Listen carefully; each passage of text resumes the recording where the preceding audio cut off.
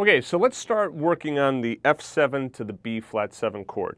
You're going to notice that a lot of the improvisation that I do is not going to be written out, okay? I ask that you trust me on this, okay? Trust the process. If you're constantly reading improvisation that's written out and you're not thinking about the concepts, you're just always going to be bound to the sheet music. So if this isn't laziness. I ask you just please trust me on this. I don't do this on a lot of other lessons. A lot of times I write stuff out, but this time I want to just kind of force you into that, you know, just understand the concept. That's really the main thing. Once you understand the concept and you can practice the concept, that's what you bring back to your instrument. Bring the concept back, not the exact notes, all right? All right, so let's talk about how we improvise. We've talked before about a couple of different ways in which we can approach improvisation. We can think of a scale. So anytime we have a dominant 7th chord, we can think in terms of like, you know, a Mixolydian scale. A lot of times you might think, okay, so now am I going to change these Mixolydian scales on every dominant 7th chord? That was one question that I had when I was first learning to improvise. It's like, so you see a chord and then you know a scale goes with that chord and you think, geez, like within one song I might be playing 20 different scales, right? It can get very confusing. The answer to that is actually no. Usually you're not going to be playing 20 different scales. Typically what will happen is certain scales start to overlap, so you'll notice that you end up playing like just a few different scales. That is also just one side of improvisation, is the scalar approach. We can also use chords, we can also use approaches, and I'm going to talk about that. All right, so that's for a typical song. Now in a song that's more blues-based, that changes everything. Let's talk about that, blues-based. How do you know if a song is blues-based? Well, if it's blues, goes from an F chord, you know, with the 1 chord to the 4 chord and 5 chord, then yeah, that's a pretty good indicator that it's blues-based. Another way is take a look at the first chord. In this song, it's a F7 chord, okay? It's a dominant 7th chord. A lot of times, music will not, regular songs will not start with a dominant 7th chord. Why is that? Well, a dominant 7th chord is a very strong chord. That's a 5 chord, it's a 5-7 chord, and it leads us someplace. It's a very unstable chord. However, in blues-based music, you're going to have that 1 chord be that dominant 7th chord. And then look at the next chord here that you see. You see B flat 7. Okay, so there's my 1 chord is a dominant 7th chord, and then my 4 chord is a dominant 7th chord. Ding, pretty good indicator that it is a blues-based song. Okay, blues-based. Why do I call it blues-based rather than just saying it's a blues? It's because it's not a blues, all right? Here we have blues elements that are coming into the song, but it is not a blues. Just like we could have a gospel piece that has blues elements, you know, wrapped up into it, but it's not a 12-bar blues, okay? Why is it important to, you know if a song is blues-based? Well, when you know that it's blues-based, then you can start to apply blues scales, right? So if I have, you know, a song that's not blues-based, if I have, you know, like My Romance, for instance, and I start putting in blues scales, you can hear already, it's like, whoa, man, that's just kind of weird. It doesn't sound good. But now if I take like Summertime,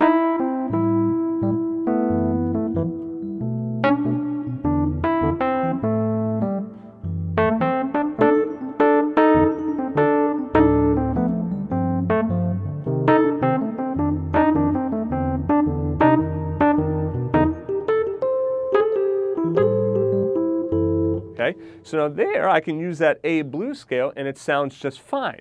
But now Summertime is not a blues song either, and it doesn't start with a 1-7 chord. It starts with that minor chord. So how do I even know that I could use that blues scale? Well, minor chords, the blues scale works well over minor chords. That's one little piece to keep in, you know, in the back of your mind. That's one. 2, you can kind of hear that it has that bluesy sound to it. Now, this gets very gray, doesn't it? You're like, bluesy sound. You're like, I mean, you know, so like, what is a bluesy sound? It's really for you to decide. So musicians are constantly using their ears. They're constantly using their ears to decide, okay, well, what sound do I want to bring to this song? How do I want to improvise over it? So that bluesy, that blues scale is a very distinct sound. So if you think that, like in Summertime, yeah, it has that bluesy feel to it, throw in that blues scale. How do you know if it's going to work? Well, you know what? You want to know how you know? You try it. And if you try it and it's like, whoa, yeah, that didn't quite work, then you don't play it anymore, okay? Then you don't use that scale for the rest of the song. Now, in getting back to this, the F7 to the B flat 7, where do you start? We know we have, our F7 chord. We're going to do this bass line, right? We go up to the A minor, okay? So now let's just work F7 to B flat so we can do this.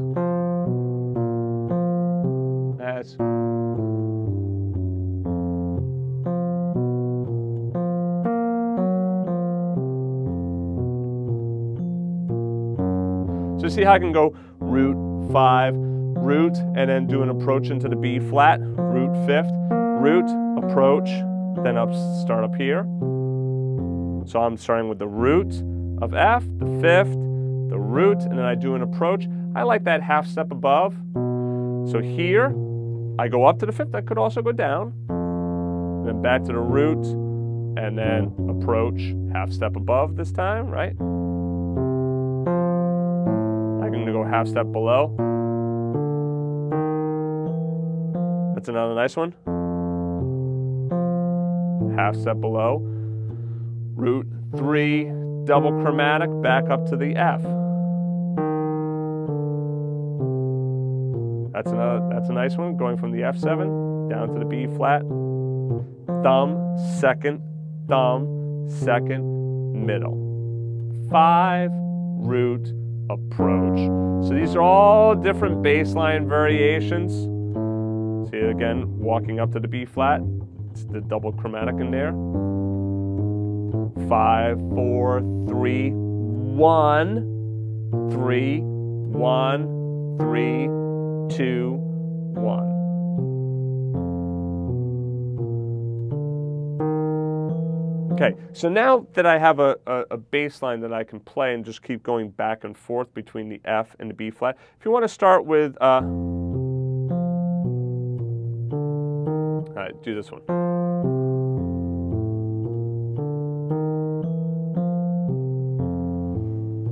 We'll just do this one for right now. So I'll teach this to you real quickly. Thumb, 2nd, pinky. Root 5, root. Middle, that's a half step approach. 2nd, thumb, cross over middle finger. Middle, 2nd.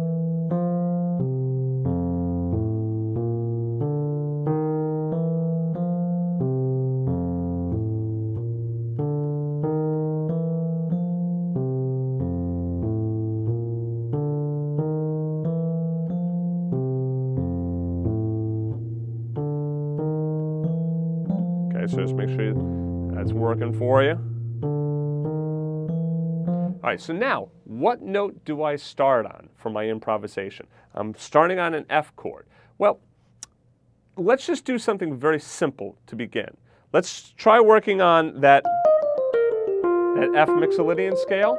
But what I want you to try and do is I want you to try and start on different chord tones. So start on the root, then start on the 3rd, then start on the 5th, then start on the 7th.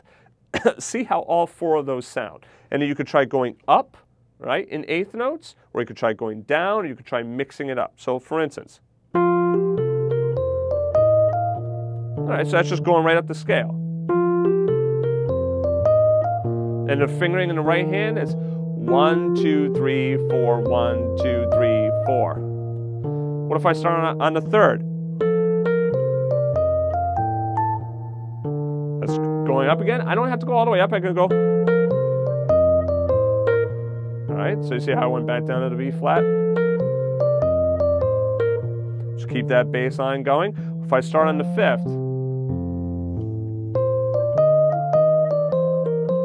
see how I can even wait until I get to the B flat? But let's do it on the F.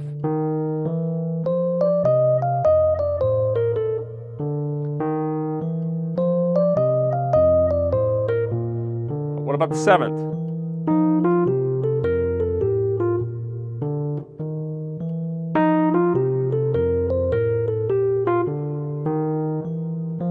So that is my starting note. Very, very important, the note that you start on. Why is it important? Well, let's start on a different note. Let me this time try starting on my 13th.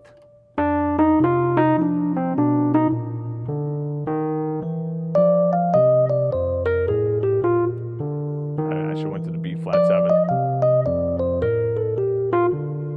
So doesn't that sound a little weird right off the bat? Okay?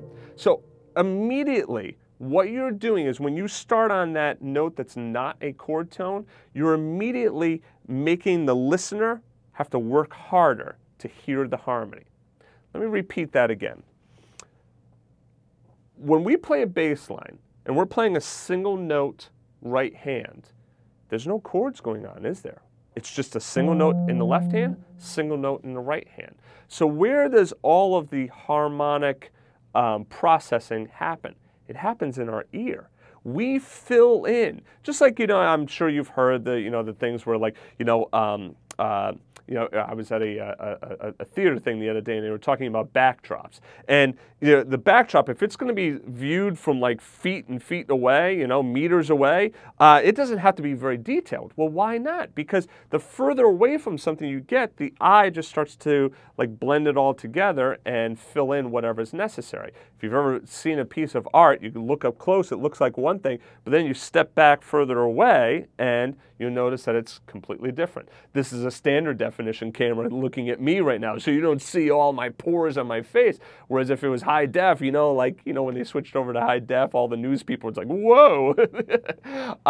So as we step back, our eyes do the processing. Same thing in music. As we don't have all that other stuff, all the other chordal stuff, now the ear does all of that processing. So that means that if the ear is doing all this processing, if we start on something already that's a little bit weird, it's like kind of like, not that it's weird, like that's a bad note, it's not terrible, but the thing is, it doesn't define that chord. You're not going to hear that chord when you do that. Whereas if you do here, you can start to hear how that note is part of that chord. Now, different people are going to hear it differently, of course.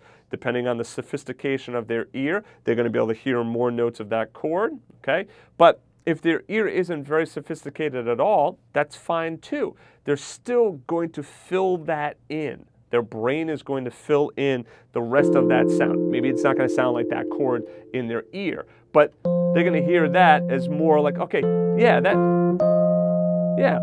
even that one. That one obviously sounds a little bit more tense than starting at any of those. But even that one is going to, I hear that bluesy sound.